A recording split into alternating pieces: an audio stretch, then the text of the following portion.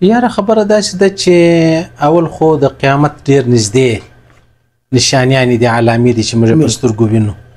نو قیامت خو راځي په هغه وخت کې چې دا ټوله دنیا تباه او برباد سي.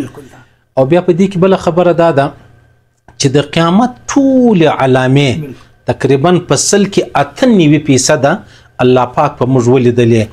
یو دجال پاته دی، مهدی آخر زمان پاته دی، حضرت عیسی علیه السلام پاته دی، نور نو دنیا ختمه ده. پیغمبر علیه السلام مبارک یو ورځ ناست صحابه په مجلس کې صحابه ورسره ناست دي، نو لمر پرېوتی بالکل دا ژړه څوکې ښکاره کېدله، نور پټ سوی و. د الله رسول وفرمیل دنیا ټوله ختمه سوې ده، دومره قدر پاته ده لکه دا لمر چې ټوله ولاړې ټوله ورځ د تېره سوله، اوس معمولي قدر پاته ده. بس زموږ ژوند د قیامت نشانیانې دي. بیا خدای پاک ټول نشانیانې زما او ستا پر کور باندې برابرې کړي. زموږ په کور کې دا خبرې چې د هغه ښکاره شوې